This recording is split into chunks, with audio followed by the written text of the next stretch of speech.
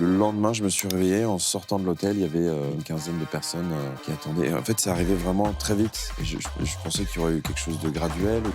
Dans les 2 mois qui viennent, peut-être on m'aurait reconnu une fois ou 2 dans la rue. Et moi, je suis un peu un introverti. C'est comment de préparer une scène où on doit embrasser Julia Roberts. C'était notre première rencontre. On commençait par une scène de baiser. On répète la scène, et là, elle me prend, tac, elle m'embrasse et on continue l'italienne. Et en fait, elle brise la glace comme ça. Elle me dit voilà, ça c'est fait. Et donc moi, je suis resté complètement... Aujourd'hui, on est arrivé à... Les joueurs, on dirait que c'est la Banque de France, quoi. Tu vois, tu peux pas les approcher. C'est pas facile même de gagner autant d'argent parce que quand t'es jeune, il faut gérer ça. On en fait trop pour eux finalement. Vous étiez payé beaucoup, vous, à l'époque? Pas mal, on se plaint pas, mais rien à voir avec aujourd'hui. Aujourd'hui, c'est multiplié au moins par 10. Georges aussi m'a dit une énorme connerie dans l'oreille. J'ai du sang dans mes selles, est-ce qu'il faudrait que je consulte? Oui, c'est pas. Et là, action! Et donc... Et je me dis, attends, qu'est-ce que vient de me dire Georges Clooney dans l'oreille, là? Bonjour, c'est Lucas Bravo, cliquez sur clic ou abonnez-vous. C'est une émission spéciale père et fils avec Daniel et Lucas Bravo. Qui est le père, qui est le fils? C'est une bonne question. C'est une très bonne question quand on vous voit. Ça se voit, non? Une légende du foot et un acteur qui est en train de cartonner dans le monde entier. On commence par vous, Daniel Bravo, ex-footballeur, 62 ans, 20 ans de carrière en tant que footballeur. Vous jouez entre autres à Nice, Parme, Monaco. Vous avez été 7 ans au PSG, 3 fois vainqueur de la Coupe de France avec l'AS Monaco, puis le PSG, champion de France avec le PSG, vainqueur de la Coupe de la Ligue avec le PSG, vainqueur de la Coupe des Coupes en 96 avec le PSG. Est-ce que j'ai oublié des trucs? Champion d'Europe avec l'équipe de France en 84 avec Platini, tout ça. Bon, j'ai joué un quart d'heure dans toute la compétition, donc c'est pas grâce à moi qu'on a gagné, mais j'y étais. Ok, et à côté de vous, votre plus grande coupe? Ouais, ma plus grande fierté. Plus grande fierté, Lucas Bravo, 37 ans, acteur. On vous a découvert avec votre rôle dans Emily in Paris, plusieurs films, plusieurs séries. Et vous dites que votre papa, c'est votre héros. Ouais, je pense. Quand on est de tout jeune, qu'on le voit un peu partout comme ça. En fait, partout où j'allais, mes amis, mes professeurs, tous les adultes avec qui j'interférais me disaient, avaient un amour et des étoiles dans les yeux quand ils me parlaient de mon père. Et non pas seulement pour ses performances sportives, juste parce qu'ils aimaient la personne qu'il était, parce que c'était quelqu'un de profondément bon et juste et honnête. Et de grandir avec ce modèle-là, ça fait... En tout cas, on a une ligne de conduite, on a une direction précise de ce que c'est d'être un être humain sympathique. Il y avait la pression de vouloir impressionner le papa? Non, on n'a jamais été là-dedans parce que on a toujours envie d'être pas impressionné, je dirais, mais on a toujours envie d'avoir l'approbation, la validation.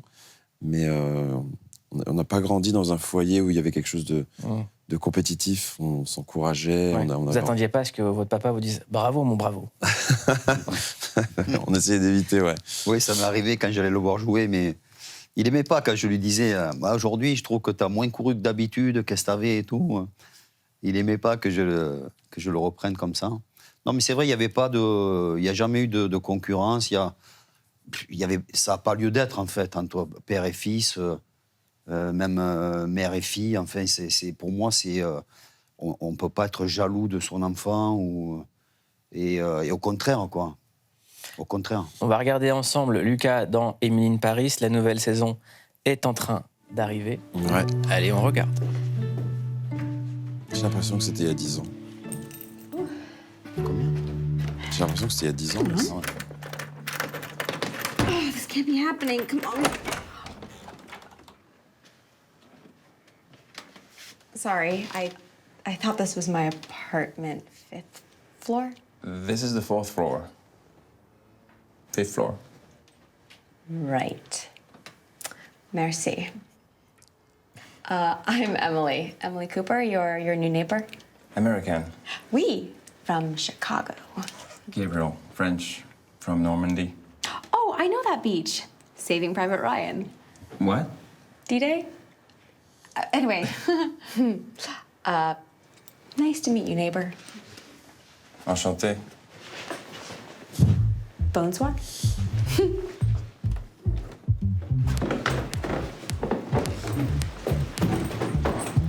c'est à ce moment-là que Lucas devient le beau gosse français à l'international, quoi. Très, très, très compliqué d'être dans les mêmes pièces que ce mec, en fait. On n'existe plus. Voilà ce qui se passe. Qu'est-ce que vous avez ressenti, vous? Nous, on était contents qu'il ait cette réussite parce qu'on a suivi son parcours et on sait qu'il s'est accroché pendant des années qui n'ont pas été faciles, où il a eu des petits boulots et il faisait des castings où ça ne marchait pas toujours. Et le fait que ça se concrétise par quelque chose d'assez énorme, international, nous, on s'est dit... voilà, ça finit par payer, quoi. Il a eu raison d'insister. Et donc, on était contents pour lui, en fait. Qu'est-ce que ça a changé le moment où ça a été diffusé? À l'époque, j'étais à Budapest en train de tourner un film qui s'appelle Mrs. Harris. C'était mon premier film, du coup, qui découlait de ça. Et comme c'est sorti en une nuit, je crois que c'était un 9 octobre, un truc comme ça. Le lendemain, je me suis réveillé. En sortant de l'hôtel, il y avait une quinzaine de personnes... qui attendait. En fait, c'est arrivé vraiment très vite. Et je pensais qu'il y aurait eu quelque chose de graduel ou que dans les 2 mois qui viennent, peut-être on m'aurait reconnu une fois ou deux dans la rue et tout. Et c'était vraiment dès le lendemain où je suis sorti en dimanche pour, je sais pas, pour aller me balader. Et je me suis pris un... Et ça m'a un peu agressé au début parce qu'on a l'impression qu'on doit être à la hauteur de la promesse d'avoir été... comment dire... Catapulté? Pas catapulté, mais quand quelqu'un vient vous chercher ou fait l'effort de sortir de chez soi pour aller à votre rencontre, on a l'impression qu'on doit valoir la peine de cet effort. Et moi, je suis un peu un introverti, donc je me retrouvais un petit peu... J'ai pas ce truc que certains acteurs ont, hey, qui prennent le dessus sur la discussion et qui disent « Ça va, on prend une photo, comment tu vas ?» qui posent des questions. Je suis un petit peu en... Maintenant, j'essaye un peu de développer le truc, mais c'est quelque chose qui est c'est une petite agression, quoi, de son espace.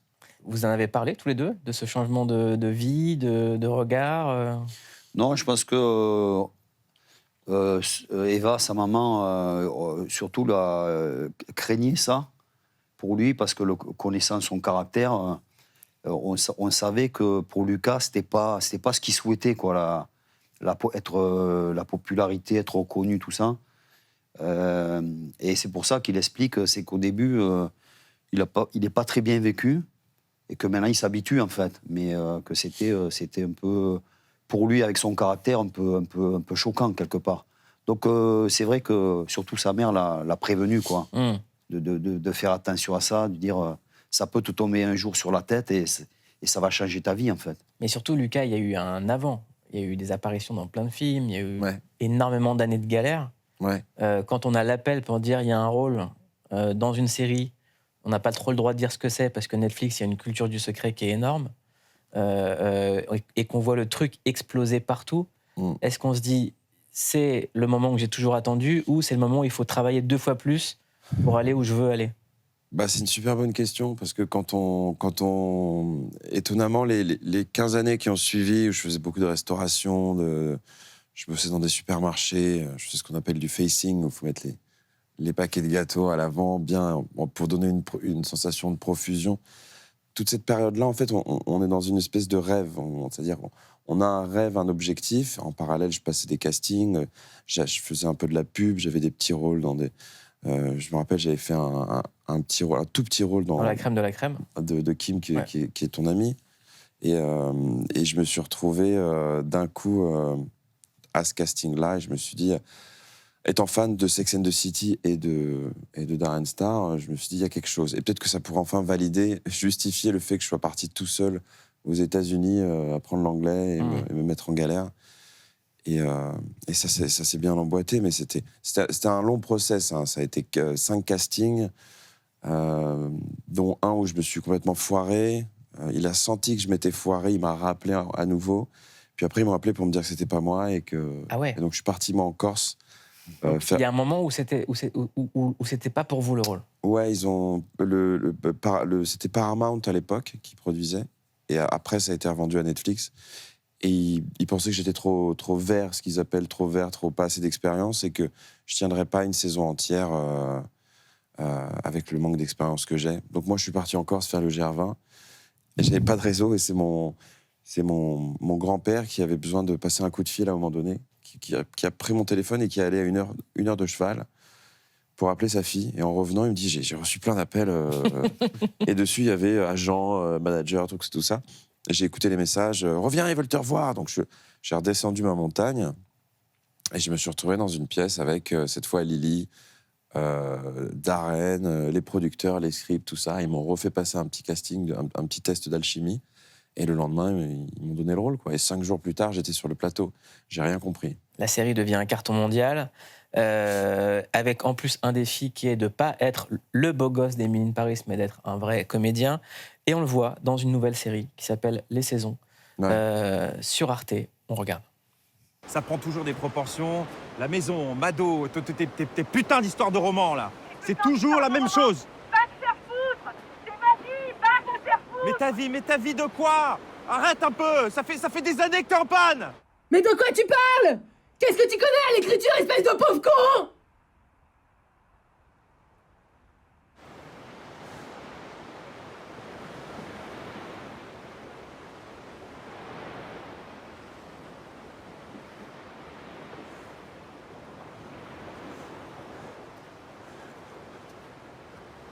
Moi, tout ce que je vois, c'est que tu me fuis, que tu te refermes en permanence.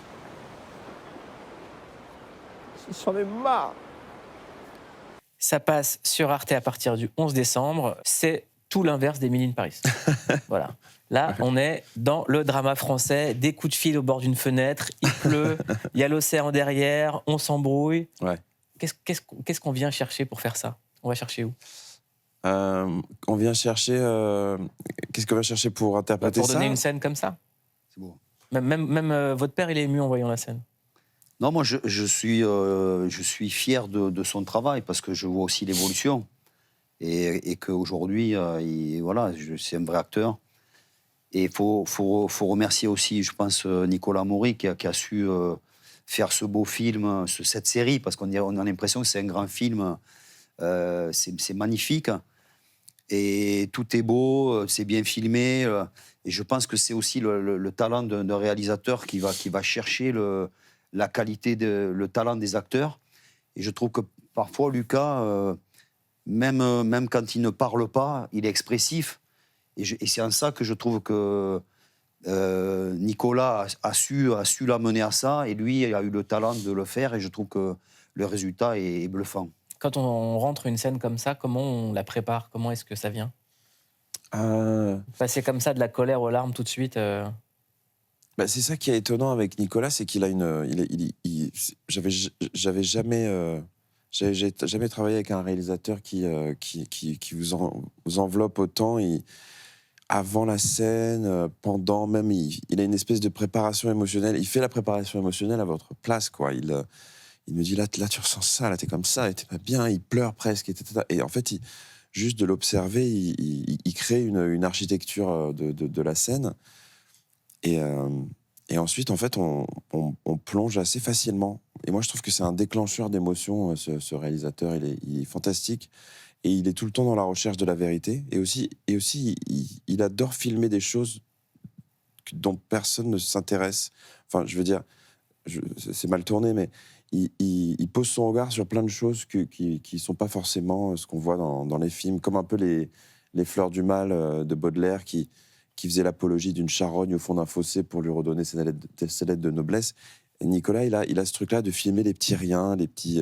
Est-ce qu'en tant qu'acteur, on a plus de liberté sur une série française que sur un gros Barnum américain? Ouais. Elle tient à quoi, cette liberté d'acteur?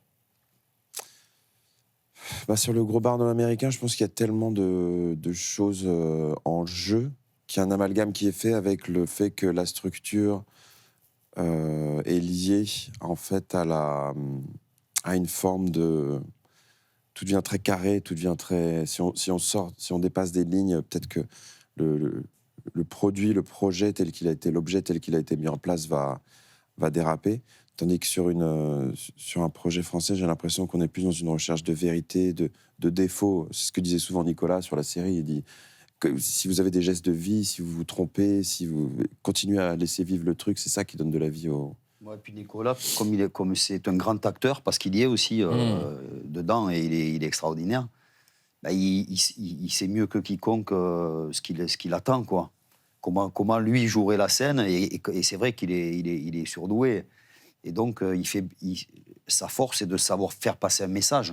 C'est comme un joueur qui devient entraîneur, il sait comment ça se passe, mais là, s'il est bon, c'est qu'il arrive à faire passer un message. Parfois, on sait ce qu'on veut, mais on n'arrive pas à l'exprimer. Vous êtes déjà pointé sur un de ces tournages? Ouais, plusieurs fois, ouais, avec Eva, ma femme, on adore. Et puis, ce qu'il y a de bien, c'est que Lucas, il nous fait partager. Il n'est pas de faire son truc et qu'on arrive un peu... Non, on a été à Cannes, par exemple, sur Libre de Mélanie Laurent. Non, c'était les femmes au balcon de Noémie. Ouais, mais même Libre, on a été à Cannes quand tu fais le hold-up en fait, déguisé en Björn Borg sur la croisette. Il a donné des notes à Mélanie Laurent, c'était génial. C'était énorme, ouais. C'est quoi cette histoire de notes? J'avais une scène que je devais faire où je suis à la frontière et j'ai une perruque et je parle en italien, j'essaie de me sauver d'une situation et ça coupe et je passe derrière en coulisses, quoi, là où il y a le combo, Mélanie et tout le monde, et il me dit, tu sais, dans cette scène, tu devrais lui répondre ça au flic, parce que si tu dis ça, et après tu lui dis ça, et là ça devient intéressant. Et Mélanie était comme ça, elle hallucinait. Il est fou, lui. Parce qu'il rentre, il est à fond dedans, du coup Ouais. En fait, c'est comme un coach, quoi. calmé. C'est comme un coach qui regarde son fils jouer sur le terrain, là. Ouais, mais sauf que le problème, c'est que là, je ferais mieux de me taire parce que j'ai jamais été acteur et que en fait, voilà, c'est un peu déplacé, mais voilà, c'était pas. Ça témoigne d'un entrain, moi ça me fait C'est rire. pas méchant, quoi. Et c'est quand la dernière fois que vous l'avez vu jouer au foot, vous vous en souvenez? Moi, là, je pense que la dernière fois, c'était un match c'était à Nice, où tu étais capitaine, tu as les cheveux très longs, queue de cheval. Ouais, ma dernière année. Ouais, je crois que c'était à Nice. C'est pas terrible.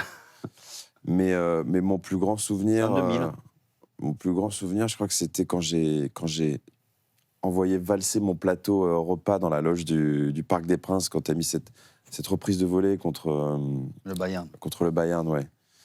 Je comprenais rien au foot à l'époque, mais j'ai compris que mon père avait fait se lever 40 000 personnes et j'ai envoyé valser le plateau. Et ça, c'était je sais pas si on doit le citer, mais ils avaient le sponsor Liptonic et on est devenu accro au Liptonic. Ils nous ramenaient des cannes, des canettes et des trucs à la maison. Et depuis, c'est ma boisson. C'est un thé glacé comme Fusti ou Arizona. Voilà, c'est ça. Est-ce qu'on peut regarder une image? Voilà, c'est une belle famille, non? Elle est folle, cette photo, c'est fou. Alors, fou. qui est sur la photo? Qui a le t-shirt Dragon Ball Z? C'est le grand frère qui a le t-shirt Dragon Ball Z. J'aurais bien aimé la voir. Ouais. Vous nous avez laissé porter des trucs de le Roi Lion et tout. Wow. Qui a le Roi Lion? J'ai le Roi Lion. C'est Lucas. Ok. François Philippe, donc, qui est avocat à Marseille. Ouais. Adrien, c'est des jumeaux après. Adrien, qui a une boîte de capture motion à Strasbourg.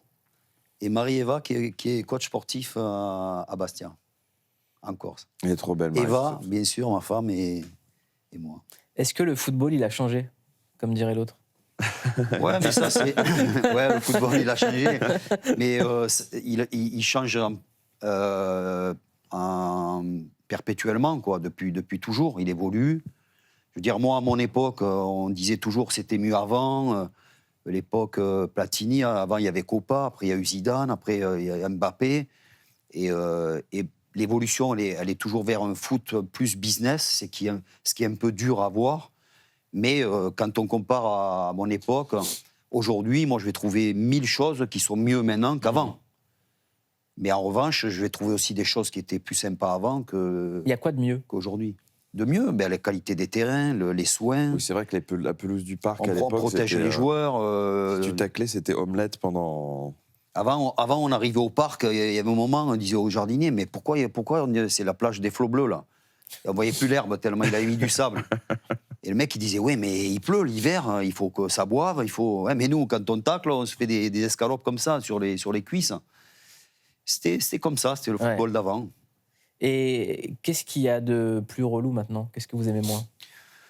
À tous les deux, je pose la question. Ouais, j'ai mon idée aussi. Le côté, moi, j'aime pas le côté trop protecteur. Aujourd'hui, on est arrivé à... Les joueurs, on dirait que c'est... ils sont... là, c'est la Banque de France, quoi. Tu vois, tu peux pas les approcher. Alors qu'ils sont bien, les joueurs. Hein. Moi, je les défends. C'est pas facile, même, de gagner autant d'argent, parce que quand tu es jeune, il faut gérer ça. Tous les potes, là, tu as beaucoup d'amis. Hein. Donc, mais je trouve que quand même, on les déresponsabilise un peu trop. Et on leur... parce que d'un côté, on leur dit, voilà, nous, on te fait tout. Il faut que tu sois bon. Mais on va te préparer à la perfection, mais sois bon sur le terrain, et c'est tout ce qu'on te demande. Et on va te payer beaucoup pour ça. Donc, ça, c'est super. Mais je trouve qu'on en fait trop pour eux, finalement. Vous étiez payé beaucoup, vous, à l'époque? Ça rapportait beaucoup? Pas mal, hein, pas mal. On se plaint pas, mais rien à voir avec aujourd'hui, quoi. C'est quoi l'ordre de grandeur? Aujourd'hui, c'est multiplié au moins par 10, au moins, quoi. Au moins. Un joueur comme Georges Weah, il gagnait... Enfin, je sais pas, mais il a été Ballon d'Or, et à Paris, il gagnait peut-être... je sais pas... Je sais même pas si 10 fois, c'est pas ridicule de dire 10 fois au moins qu'une star du PSG aujourd'hui, quoi. Gagner 1 million d'euros par an? Ouais, à peu près, ouais, je pense, ouais. Mais peut-être même pas. Donc avec l'inflation, tout ça, Non, c'est pas mal. Je dis, mais Ouais. c'est pour ça que je dis qu'on était très heureux. Et je pense qu'on était d'autant plus heureux qu'il n'y avait pas les réseaux sociaux. Et qu'aujourd'hui, tout ce que tu fais, si tu te rates un peu, tu te fais massacrer gratuitement. Et nous, c'était pas le cas. Ça, c'était, je trouve, une chance de pouvoir... Bon, parfois, les supporters, ils débarquaient à l'entraînement. C'était chaud, mais c'était plus direct. Et Lucas, l'impact du foot quand on se construit, quand on est à l'école, est-ce que les gens disent là, ton père, on est avec lui, là, le match, il n'a pas gagné, le PSG déconne. Il y a eu ça? Ça va, moi je l'ai pas mal vécu parce que, comme je disais, il a toujours eu une bonne réputation et j'ai toujours été au contact de gens qui m'ont dit que c'était un mec bien, au-delà même de ses performances sportives. Donc j'avais vraiment l'impression que c'était un gentil, quoi. Et je ressentais pas s'il y avait des moments de moins bien dans sa carrière et tout ça. Ça m'affectait pas, je les ressentais pas. Je comprenais jusqu'à ce qu'on aille à Parme, jusqu'à l'âge de 8 ans, je comprenais pas bien le foot. Et quand on a un fils de footballeur, quel regard on a aujourd'hui sur le foot? Quand on a grandi dans les coulisses du PSG? Je me suis un peu détaché. Je suis encore de très près. Maintenant qu'on a la Coupe du Monde et la Champions League, j'ai l'impression que tout le reste, c'est bonus. Mais c'était... Ouais, je sais pas, le parc, ça avait une certaine saveur, une certaine odeur. Que j'aimais aller là-bas, voir des anciens qui me reconnaissaient, qui me donnaient des bracelets, même quand j'étais pas dans les... Et là, maintenant, il y a un truc... ouais, c'est une espèce de grosse... c'est une grosse usine, quoi. Et donc, il y a moins d'émotions qui s'y rattachent. 1980, Daniel, vous êtes repéré par le club de Nice. On a retrouvé votre toute première télévision. Ah ouais? Olé. Allez, on part sur les dossiers, on clique dessus. Vous aviez 17 ans et c'était à l'époque une émission Tournoi de téléfoot. Cannes. Voilà. Téléfoot. Je me rappelle. Daniel Bravo, il y a un problème qui se pose. Vous n'êtes pas de la région en réalité. Non, je suis de Toulouse. Et vous avez atterri à Nice. Voilà. Tu parlais de micro Je discret. suis Cugnalet, plus exactement. C'est un petit village qui est situé à 10 km environ de Toulouse. On a commencé à parler de vous là, pendant ce tournoi avec beaucoup d'insistance. Vous ressentez la chose, ça vous gêne un peu, c'est embêtant tout d'un coup quand on s'intéresse à vous, non, ou ça vous laisse indifférent? C'est quand même une bonne chose qu'on s'intéresse à moi, mais ça fait quand même quelque chose. Vous étiez parti très jeune pour être footballeur, c'est vraiment enfin, ce qu'on appelle quoi, une vocation, ou c'est venu un peu comme ça par hasard parce qu'on avait vu que vous êtes doué? Non, moi je veux et j'ai toujours voulu être footballeur. Qu'est-ce que ça vous fait de revoir ça tous les deux? Je connais cet épisode-là, enfin, de ma carrière. C'est ma toute première télé. Ça se voit, je n'étais pas très à l'aise. Mais ouais, c'est mes débuts. C'est le tournoi de Cannes avec l'équipe de France. J'étais avec Fabrice Poulain. On avait la belle tenue de l'équipe de France, là, des costumes. C'était bien déjà.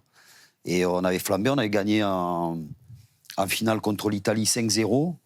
Il y avait Paganelli, Ferreri, on avait Christian Pérez, on avait une super génération. Et voilà, on n'avait pas l'habitude à l'époque. C'est vrai que même je me rappelle, quelques années plus tard, j'avais 19 ans, je joue en équipe de France, je marque, on bat l'Italie, Platini marque le premier but et je marque le deuxième but. Je suis rentré à Nice, je suis rentré au centre de formation, contrairement à ce que disait Lucas, bon, c'était pas la même puissance de retransmission. Mais Lucas, quand il est sorti, qu'il y avait des gens qui l'attendaient, moi j'ai repris mon quotidien, mais sans que rien n'ait changé, quoi. Et c'est pour ça que je dis le football a changé, c'est que j'ai marqué un but en équipe de France, et en fait, ça n'a rien modifié pour moi, en fait. Et vous dites qu'un de vos plus gros regrets, c'est de ne pas avoir gagné la Coupe du Monde. Non, mon plus gros regret, c'est de ne pas avoir participé à la Coupe du Monde. Parce que je parlais tout à l'heure de l'Euro. J'ai fait un Euro. Disons que j'ai une très belle carrière en club. Et en équipe de France, je considère que je n'ai pas fait ce que j'aurais dû faire. Bon, c'est comme ça, j'aurais pu faire mieux, j'aurais pu faire moins bien. Mais en équipe de France, oui, rater notamment la Coupe du Monde en 86, je pense que c'était là où j'aurais pu un peu de choses en plus, ouais. Ouais, ça. Même en 82. Ça s'est joué à quoi, Lucas? Parce que c'était un jeune prometteur, un petit peu jeune prodige, et je crois, il me semble, je vais pas raconter l'histoire à ta place, mais tu la connais. Il me semble que c'est à l'époque l'entraîneur, c'est Michel Hidalgo. C'est Hidalgo qui lui dit voilà, je voulais te prendre, mais tu as toute ta carrière devant toi, t'en feras d'autres des Coupes du Monde, je vais privilégier quelqu'un d'autre et tout ça. Et en fait, derrière, il n'a jamais été sélectionné pour une Coupe du Monde, alors qu'il était en pleine patate, qu'il cartonnait. Et je peux comprendre que ce soit un regret. Une Coupe du Monde dans une carrière de footballeur, quand même, c'est le Graal. Ouais. On faisait moins confiance aux jeunes à l'époque? Non, faut pas dire ça, parce que Michel Hidalgo, il m'a recruté, m'a sélectionné, j'avais 19 ans, il y avait Bruno Bellone, il y avait Manuel Amoros, Ferreri. On était, sauf que quand tu t'approches d'une grande compétition, il faut comprendre, à l'époque, il y avait peut-être 9 Bordelais dans l'équipe. Et non, mais c'est vrai, il a pris Gérard Soler, qui était un joueur d'expérience, qui était bordelais. Après coup, tu te dis, je suis le seul niçois, s'il y a Giresse qui lui dit à Hidalgo, tu sais, vaut mieux un peu d'expérience quand même, et il est en pleine bourre. Voilà, ça se joue à 3 fois rien. Je dis pas qu'il n'avait pas le niveau, au contraire, mais c'est un regret pour moi, parce que c'est vrai que derrière, j'ai pas fait de Coupe du Monde. Après, c'est la vie, hein, c'est comme ça, c'est passé. C'est quoi votre... Parce que vu que vous avez l'expérience, je peux poser la question à tous les deux, votre 11 de légende, si vous devez faire un 11 là, comme ça, toute époque confondue, parce que vous avez connu les différentes époques. Daniel Bravo. Vas-y, Lucas, je fais que parler. À toi. Non, pas du tout. On va le faire ensemble. Moi, je mettrais. Mais français ou tout ce que vous, la plus grande équipe de France. Mettez tout confondu. Allez. Tout confondu. Tout confondu. Non, tout confondu. Il aurait fallu préparer ça, hein, parce que c'est dur. On met Daniel Bravo 86. Daniel Bravo. Non, moi, j'y suis pas. Si on met Daniel Bravo 86 en pointe, l'époque Nice. Coupeur de citron. On met 95 en numéro 6. Coupeur de citron. Mais c'est vrai qu'il y a aussi une chose, un regret que j'ai, c'est que Aimé Jacquet, à l'Euro 96, il m'a dit, après coup, Daniel, j'ai failli te prendre, j'avais 33 ans. Et j'ai flambé avec Paris à ce moment-là, j'avais été repositionné par Luis Fernandez en milieu défensif. Et Aimé Jacquet me dit, mais comme je t'ai pas pris avant, je savais pas trop, juste avant la compétition, finalement, je t'ai pas pris. Et ça aussi, ça m'a mis des boules, parce qu'à 33 ans, se retrouver, à ce moment-là, il y avait, à l'Euro en Angleterre, il y avait Zidane, il y avait... Enfin, c'était l'équipe qui est devenue championne du monde. Il aurait pu se priver de te le dire. Non, mais c'était gentil. C'était une fierté, parce qu'à 33 balais, ça faisait 10 ans que je n'étais pas... pas 10 ans, mais 8 ans que je n'étais pas revenu en équipe de France. Ça prouve que j'avais vraiment redressé la barre. Oui, ça reste aussi un grand regret, parce que là, ça aurait été vraiment une récompense énorme pour moi, même de cirer le banc. On met Daniel Bravo dans le 11, ok? Voilà, Daniel 86 ou 96. Ok. Qui est-ce qu'on met d'autre? À vous deux. Moi, je mettrais bien un petit Modric. Mon idole, c'est Cruyff. Cruyff. Ouais. C'est là qu'on voit, quand je parle de génération, Cruyff, c'est une époque, les Pays-Bas, 74, le Grand Ajax. C'est l'élégance Mais aussi. comme Modric, tu parles de Modric, c'est le même type de joueur. L'élégance, l'extérieur du pied droit. Voilà, il y a aussi cet aspect-là qui était important pour moi dans le foot. C'est ce côté artiste, quoi, comme un Ronaldinho, un Neymar, des mecs qui caressent le ballon, qui sont beaux à voir courir, à voir taquiner la balle. Voilà, c'est un tout, en fait. On en a 3. Zidane aussi. Moi. Zidane, oui. Derrière, on peut se mettre Lilian pour lui faire un clin d'œil. Lilian, ouais. Lilian, il était dans l'équipe type d'Ibrahimovic. On lui a dit, fais un 11 de ta carrière. Il a mis Lilian Thuram dans son équipe. Parce que c'était défensivement. Et il faut se rendre compte de ce que représentait Lilian Thuram. Défense, c'était. Tu as l'impression qu'il y avait des défenseurs en plus, quoi, tu vois. Ouais. Les mecs, ils lui tapaient dedans et ils disaient, mais il a en fer ou quoi. Moi, je mettrais bien Hakimi, qui m'impressionne. Achraf Hakimi. Ouais. Tu mets Nuno Mendes aussi à gauche. J'ai envie de mettre Aujourd'hui, c'est les Thiago deux Motta meilleurs aussi, au monde à leur poste. Thiago Motta pour le petit vice à l'italienne, la tour de contrôle. Et gardien, on a mis qui alors? Buffon. Gigi. Il faut mettre ou un Barthez ou un Buffon. Moi, j'ai envie de mettre Enrico Chiesa de la grande époque de Parme. Ça, c'est le côté sentimental, mais c'est vrai qu'il était fort. Bah, c'est ça, hein, on y va au sentiment. Un attaquant of all time. Bah, un attaquant, moi, je mettrais quand même Kylian. Kylian, c'est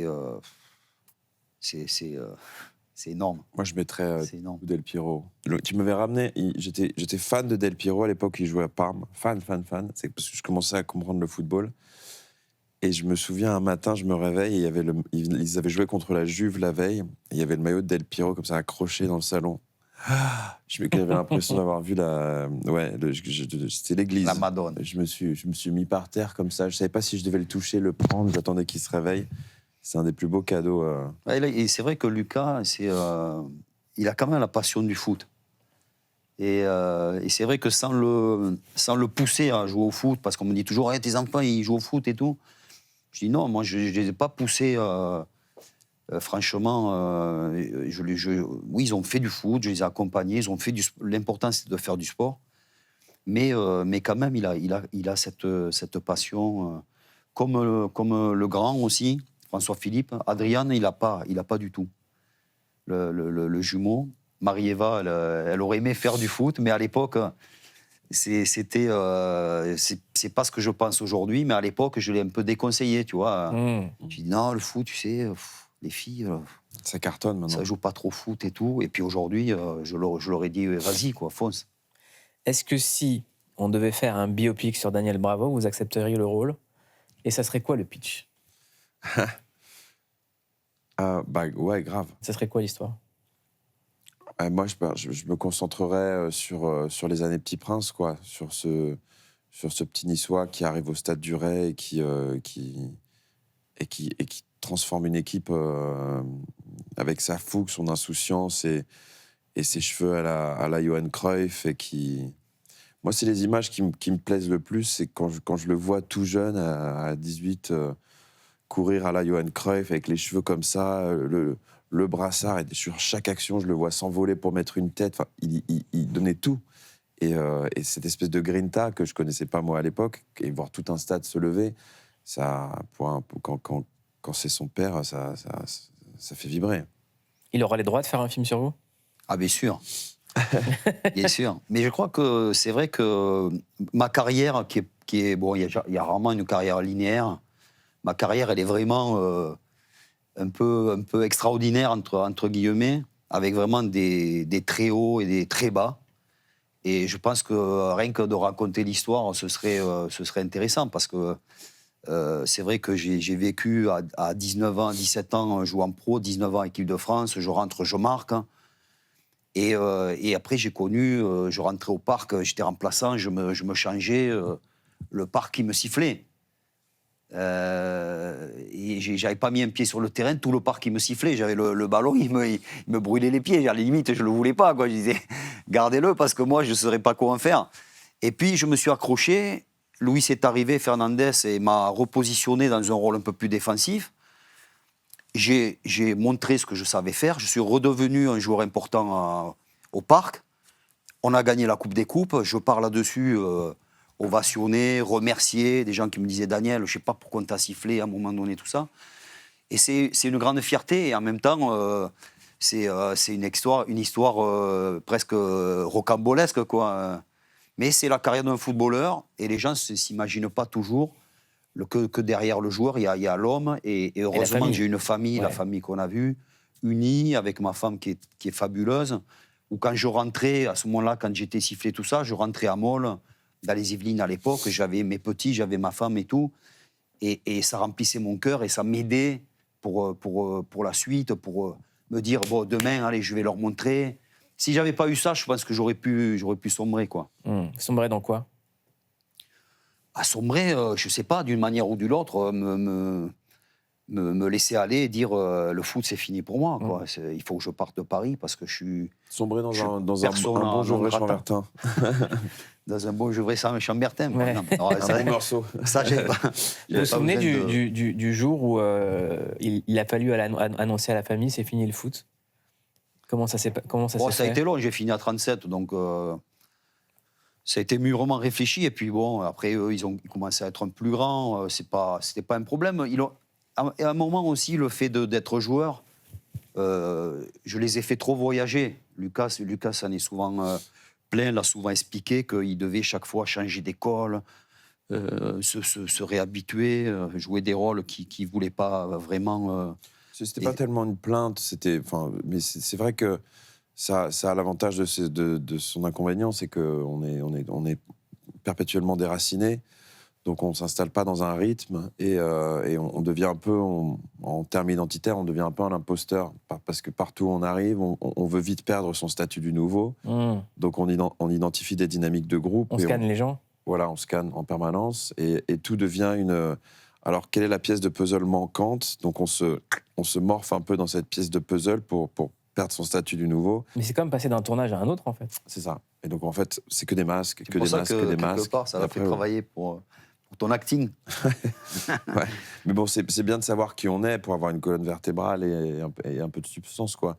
Donc vraiment, les premières années de l'adolescence, quand on s'est posé enfin à Paris, qu'on n'a plus bougé, je me demandais qui j'étais, quoi. J'avais l'impression d'être surtout dans les désirs des gens, de vouloir faire plaisir, et je suffoquais sous des masques de bienséance. Et j'ai mis du temps à savoir quels étaient mes vrais désirs, qui j'étais vraiment, et j'y travaille encore d'ailleurs. Ouais, ça se voit.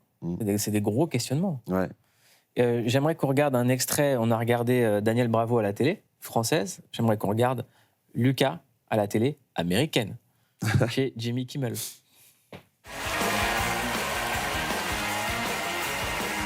George Clooney is a notorious prankster. I'm sure you know that about him. Did he, I mean, you guys you spent a lot of time together there. Yes. Did he get you? The first thing was, if I shoot with George, I need to prank the pranksters, the pranksters. So I wanted to be the first one. Such a bad idea. Such a Yeah, I know. I thought, what if he comes to set one day and instead of his wardrobe, he finds a cheap, old-school 70s Adam West costume instead of his, like, daily costume. And then the director, Ol Parker, told me, maybe you should wear the costume while shooting a scene with George. And then you did put on the costume and...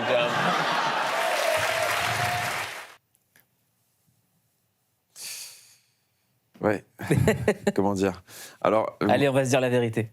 Oui. J'écoute. Bah, en fait, ce qui s'est passé, c'est que je trouvais que l'idée était géniale, parce qu'il n'arrêtait pas de dire sur le plateau, ouais, j'ai coulé Batman, mon Batman, il est nul et tout ça. Donc on parle de Georges Clooney. On parle de Georges, pardon. Et je me suis dit, ça serait génial, il arrive dans sa loge, et au lieu du costume du jour, il y a un vieux costume de Batman, et il n'a rien d'autre, quoi, à mettre ce jour-là. Et je ne sais pas pourquoi, j'en parle au réalisateur qui me dit, non, tu sais quoi, tu devrais le mettre, tu devrais le porter dans une scène où il ouvre la porte. Et je me dis, allez, pourquoi pas. Et donc, j'ouvre la porte et j'ai le costume et on rigole, il se marre, tout ça. Et après, c'est une fois chez Kimmel, je me dis, mais en fait, j'ai l'air complètement con, on dirait que c'est lui qui m'a pranké. Et c'est resté. À chaque fois qu'on se croise, on en parle d'ailleurs. Et c'est comment de préparer une scène où on doit embrasser Julia Roberts. Ça se prépare pas. J'adore la tête du papa. J'adore. C'est super. Là où elle a été super, c'est que je suis arrivé. Ils sont super pros, ils ont beaucoup d'expérience et surtout, c'est des vrais gentils. C'est vraiment, vraiment des vrais gentils. Ça fait partie des gens les plus gentils et considérants avec qui j'ai travaillé dans ma jeune carrière. Parce qu'ils ont conscience de ce qu'ils représentent et surtout, ils ont compris ce que c'était le métier. Ils opèrent que dans l'amour. Et donc, dès qu'il y a quelqu'un de nouveau qui arrive, dès qu'ils sentent un petit peu de malaise, de gênance de quelque chose, ils vont mettre les gens à l'aise.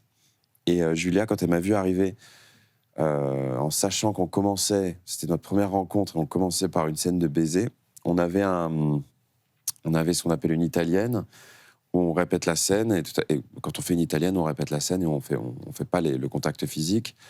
Et donc, on répète la scène, et là, elle me prend, tac, elle m'embrasse, et on continue l'italienne. Et en fait, elle brise la glace comme ça. Elle me dit, voilà, ça, c'est fait. Et donc, moi, je suis resté complètement... j'ai pas... Et quand on a tourné la scène, après, c'était complètement... je sais pas si dévergondé, c'est le bon mot, mais en tout cas, c'était libéré. Naturel. Quoi. Et Georges aussi m'a dit une énorme connerie dans l'oreille.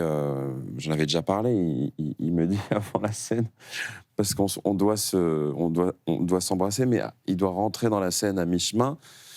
Et donc j'entends la camera rolling, sound speeding, il s'apprête à dire action. Et il vient me dire dans l'oreille, j'ai du sang dans mes selles, est-ce qu'il faudrait que je consulte? Et il se barre. Et là, action! Et donc... Et je me dis, attends, qu'est-ce que vient de me dire Georges Clooney dans l'oreille, là? Et il y a Julien en face de moi qui explose de rire parce que Julia Roberts. Oui, les deux sont vraiment... complices. Ils sont cul et chemise, comme on dit. Et c'est deux enfants qui savent apporter du fun sur un plateau, qui n'ont pas oublié qu'on a de la chance de faire ce qu'on fait, que c'est un jeu, qu'il faut que ce soit fun, quoi. Quand on voit des monstres sacrés qui désacralisent le métier, ouais. Comment est-ce qu'on aborde son travail de comédien après ça? Est-ce qu'on gagne des points d'XP comme dans un jeu vidéo Ouais, c'est ça. Moi, personnellement, ça a détendu beaucoup de choses, ça a relaxé beaucoup de choses, parce que j'étais beaucoup dans les syndromes de l'imposteur, je me sentais beaucoup illégitime, je m'excusais de demander pardon au début. Là, maintenant, je m'installe un peu plus dans la valeur du travail que je fournis. Mais en tout cas, ça m'a vraiment donné une valeur de, voilà, on peut atteindre ce niveau-là, on peut avoir ce niveau d'excellence et être aussi établi dans cette industrie et rester humainement simple, gentil, généreux et à l'écoute. Et donc maintenant, j'ai surtout beaucoup moins de patience pour les petits acteurs qui arrivent sur un plateau et qui, en fait, qui créent, qui désynergisent un peu la bienséance, quoi. Donc c'est au service du projet et pas de soi. Complètement. Et Georges avait ce truc incroyable que j'ai appris grâce à lui, c'est qu'il est au service de l'autre dans une scène. C'est quelque chose que on a toujours ce truc un peu, j'ai envie d'être bon, j'ai envie de faire une performance dans cette scène. Et lui, son but dans une scène, ça va être de faire briller l'autre. Il va tout faire il va te donner des petits appuis, des petits tremplins, des petits silences. Et par ce procédé-là, il va briller lui-même. Ouais. Et je n'avais pas compris ce concept-là. C'est dingue de se dire que des années après, Georges Clooney ne se remet pas de son rôle dans Batman. Je sais pas. Non, c'est pas qu'il s'en remet pas, c'est qu'il a un énorme second degré sur son travail. Et il disait souvent à Kathleen Dever, qui était une des actrices qui jouait sa fille dedans, qui venait de tourner Dopsic, une série avec Michael Keaton, qui était le premier Batman de Tim Burton. Il arrivait souvent sur le plateau le matin et il lui disait « Who's your favorite Batman ?» Et donc, il est très déconneur. Il disait aussi souvent, il disait « Hey, I'm two-time sexiest man alive, George Clooney, People Magazine et tout. » Donc, du coup, j'avais pris à l'hôtel, j'avais mis toutes ces covers de Sexiest Man Alive en fond d'écran de tous les ordinateurs de l'hôtel. Et voilà, c'est des petites blagues qu'on se faisait. C'est une battle de mecs sexy, quoi. Ouais, moi, j'ai fait 3e. Lui, il a 2 covers. En plus, pour revenir au tournage de Ticket to Paradise, ce qu'il faut savoir, c'est que c'était la période du Covid. Ouais. Et que c'était en Australie. Donc, avant de tourner, il a été bloqué dans sa chambre d'hôtel 15 jours avec un mec qui gardait la porte carrément. Un militaire. Ouais. Il ne pouvait pas sortir pendant 15 jours. Et quand il est sorti de là, il devait aller tourner dans l'avion avec les deux monstres, là, les deux monstres sacrés. Et tu sortais de 15 jours d'enfermement, quoi. Et il fallait se jeter dans la fosse aux lions. Donc, il a eu le temps de cogiter, quoi. Vous les avez rencontrés? Ouais. Julia Roberts, Ouais, et Georges Clooney. grâce à Lucas, on a été voir la première à Los Angeles du film. Et après, il y a eu une petite réception où on a pu parler avec les deux. Et J'ai vu juste le moment lunaire où je vois mes parents face à Georges et Julia et à Mal Clooney aussi, qui leur parlent en français. Pour leur dire votre fils il est super et tout ça, et c'était un moment de waouh. Quand on cherche un minimum de validation dans la vie de ses parents, je trouvais que c'était vraiment je me suis dit bon bah après ça c'est bonus, quoi. Moi, je voulais faire une photo avec Julia, il voulait pas. Je n'avais pas ma photo. Il me dit non papa, tu vas me faire la honte et tout. il a chopé Georges. Quoi, Julia, elle est pas fan du PSG? Qu'est-ce qui se passe, Julia Roberts? Non, mais elle est venue voir un match au parc. On a eu... Ah ouais, elle est venue. Je crois qu'elle était venue voir un match au parc il n'y a pas longtemps, ouais. Mais non, mais j'aimerais qu'on ait le selfie que tu as pris avec Georges, parce que ah ouais, c'est pas un selfie à l'arraché, c'est un vrai selfie. Ouf. Ouais. Non, mais j'étais tellement content, on dirait que je suis en bringue avec lui. Comme ça, lui, il est tout calme, et moi, je suis là. C'est une espèce de contre-plongée, là. J'aimerais qu'on clique ensemble sur quelque chose. On vous a demandé, Daniel, un de vos acteurs préférés, vous avez répondu Tom Cruise. Ouais. Ah ouais. J'aimerais vous recommander de cliquer sur une comédie qu'il faut absolument voir, parce que là, il y a les fêtes qui arrivent, et c'est des moments où moi, j'aime bien regarder des comédies. Et Tom Cruise, on le sous-estime dans le rôle, dans son potentiel comique. Et il y a une comédie où il excelle, c'est Tropic Thunder. Exceptionnel. Voilà. Et il a un rôle complètement incroyable. On va aller faire un tour, c'est dispo. C'est sur l'App Canal. Les Grossman. We don't get money yet. Price now 100 million. You pay now or tomorrow Jack die. Great. Let me get this down. 100 million. Oh, wait. I got a better idea. Instead of 100 million, how about I send you a hobo's dick cheese? Then you kill him, do your thing, skin the fucking bastard. Go to town, man. Go to town. No. In the meantime, and as usual, go fuck yourself. No, we don't negotiate with terrorists. Whoa. Hey, are you insane? I think I could have done that better. I thought it was good. They're gonna kill him.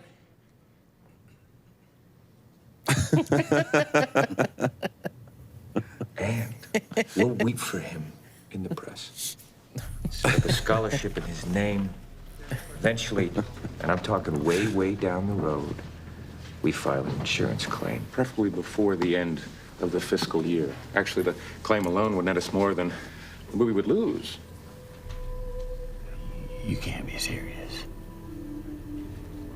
Let's face it, the kids aren't dressing up escort you for Purim anymore. Speedman is a dying star, a white dwarf heading for a black hole. That's physics. It's inevitable. We've been handed an incredible opportunity here, Peck. The universe is talking to us right now. You just gotta listen.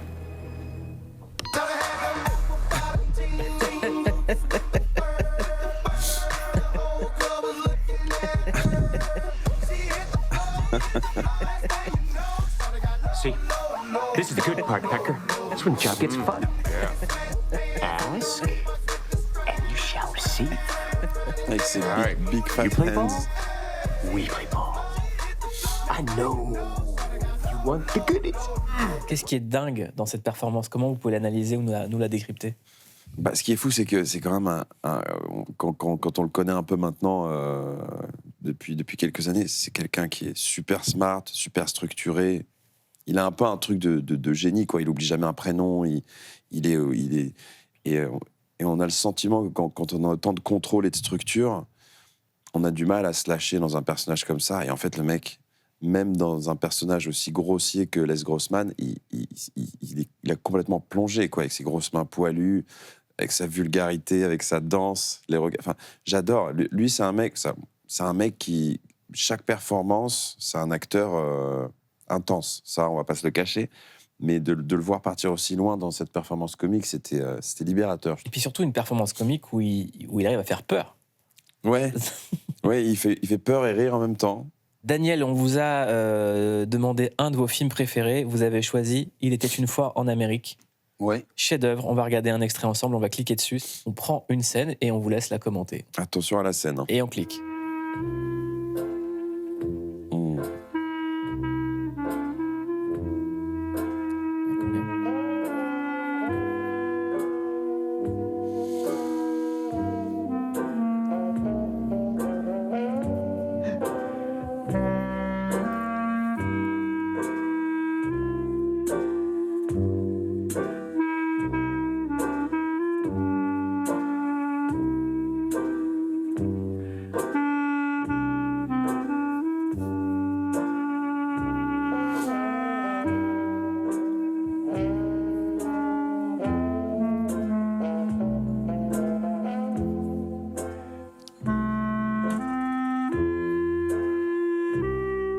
Pourquoi avoir choisi ça, Daniel Bravo?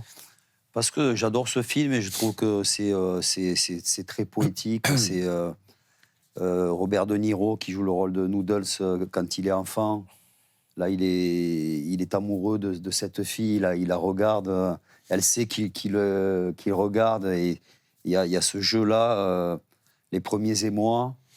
Et puis, c'est l'histoire de ce film-là où ce sont des enfants qui grandissent à New York et qui deviennent des mafieux. Et tout est beau dans ce film, quoi. Il y a plusieurs étapes de la vie de chacun. L'enfance, l'âge adulte et la vieillesse.